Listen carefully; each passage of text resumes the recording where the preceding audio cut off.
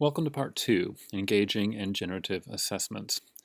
Plutarch's often paraphrased quote, here in full, reminds us that educators have long questioned the notion that learning is merely about transferring knowledge to your students. More, it is a process of motivating deep learning and the search for meaning, truth, and beauty. Assessments are critical to this motivation. To begin to think about how assessments can be more engaging and generative for students, it may help to review a few concepts from learning theory. I'll be quick about this, but please skip ahead if you know them already. The first is John Dewey's learning cycle. John Dewey, in his scholarship on education in the early 20th century, noted that learning was a cycle. This cycle idea was elaborated upon by David Kolb and other theorists of experiential learning in the 1980s, but it still rests as a cornerstone for theories of education today. Dewey reasoned that in daily life, whether we are walking down the street or doing research in a lab, we all proceed through habits of mind that ultimately encounter failure, what he called problematic situations, when our understandings of the world are confounded by our experiences. Once that failure occurs, we are motivated actively to reflect on what it is we actually know and how our knowledge can be reconciled with the world around us. And we do so socially, by learning from and with others. Ultimately, if we are thoughtful and don't simply reject our experiences, we will arrive at some new conceptualization of how the world works in the form of analyses and theories that we can then test, troubleshoot, and communicate to others. Once our understandings are improved, they become new habits of mind, and we begin the cycle again. Why is all of this important? Dewey helps us to see how we can build assessments that are more engaging and productive. First, he notes that learning is active, reflective, inquiry-based, and requires some problem solving. Second, learning is social and collaborative. And lastly, learning requires failure if it is to inspire deep learning. In our assessments, we can build assignments that lead students through this process and reveal how they are engaging with the critical elements of learning. A second foundation is Benjamin Bloom's famous taxonomy, originally proposed in 1956 and modified posthumously by associates to what you see here in 2001. Bloom argued that all learning, whether it's cognitive, affective, or psychomotor, proceeds through a variety of levels of activity, beginning with remembering, then understanding, then applying, analyzing, evaluating, and creating. That is, every time we learn something, we proceed through these levels, although maybe not in a perfectly linear or stepwise way. Why is this important? First, it reminds us that learning is active, once again, hence the use of gerunds here. Second, learning does not stop with basic comprehension, application, or analysis, but continues into higher order discussions of values of knowledge and ways to create it anew. Lastly, it shows us a way to scaffold or structure assignments over a unit or course. In fact, it was the basis for the example of scaffolded assessments presented in Part 1. Here is the Center for Teaching's graphic of the Bloom taxonomy, but with a bit more information attached to each level about what kinds of assessments or activities you might use to spark learning at that level. Feel free to linger here if you'd like to read it more thoroughly. A third influence is that of bell Hooks's engaged pedagogy. A prime contribution to the field of critical pedagogy, Hooks's Teaching to Transgress argues that classrooms and courses, teaching in general, too often are sites of control and hierarchy, teaching students obedience and conformity rather than empowerment. Attentive to social forces that shape educational systems, Hooks advocates for learning environments that are transgressive, insofar as they challenge these hierarchies and systems of discipline in favor of more democratic classrooms, in which students share power with instructors and collaborate more fully in their learning alongside their peers, in ways that are attentive not merely to their intellectual development, but their holistic well-being and self-actualization. When they do so, Hooks sees the motivation to engage as the end result.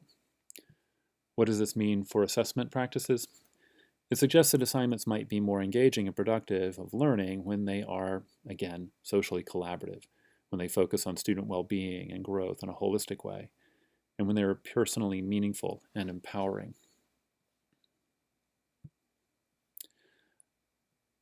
Another foundation is George Koo's research on high-impact practices, commissioned by the AACMU in 2008.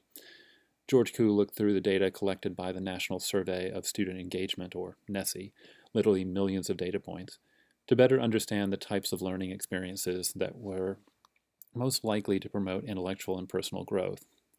Spoiler alert, these types of learning experiences listed here are those he found most frequently associated with learning, and if students experienced more than one of these, the learning growth was even greater. What they have in common are several things: extensive time on task, diverse perspectives, applied learning, intensive and extensive inquiry and problem solving, integrative learning experiences, where students are able to consolidate intellectual, social, and personal forms of development.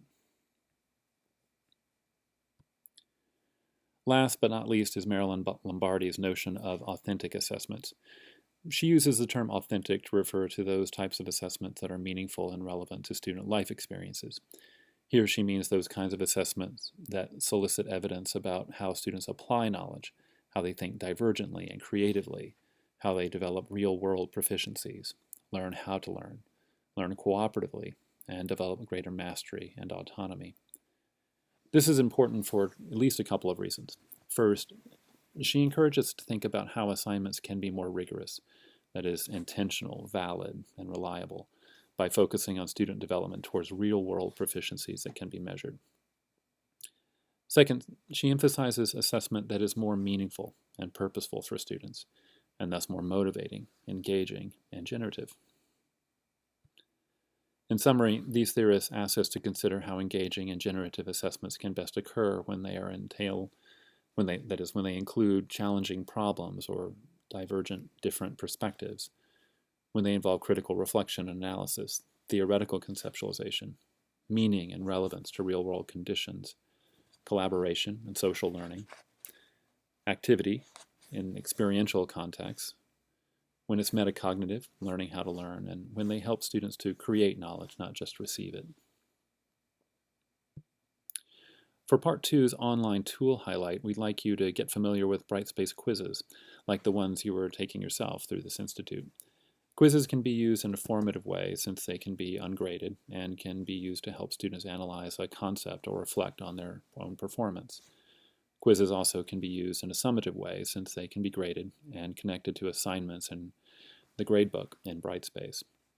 It is adaptable to a variety of answer types and can be used with the Respondus lockdown browser to prevent students from copying and pasting from documents or web sources. You can find more information at the links provided here. For Part 2's faculty Spotlight, we focus on Allison Hilbin in Biological Sciences. Allison teaches a course, Anatomy and Physiology, and in her normal face-to-face course had a series of closed-book quizzes and a final exam in which students were asked a variety of practical and applied questions. They were great tests, but when she began to teach online, she replaced them with open-source, one-page, untimed papers. Why did she do that? She felt her students needed asynchronous time and greater autonomy to work through material at their own pace, especially if they had limited technology or were highly stressed by the timed closed-book format. Another reason was that a paper with cited sources would present fewer opportunities for cheating and less need for student oversight. It created a challenge for her since she had a class of 130 students and no TAs, but she ultimately felt the transition was worth it. For more information about why you might make a similar choice away from the closed-book timed exam, you might read Becky Supiano's piece in the Chronicle. Finally, Part 2's reflection question is, how engaging and generative are your learning assessments, and how can they be more so?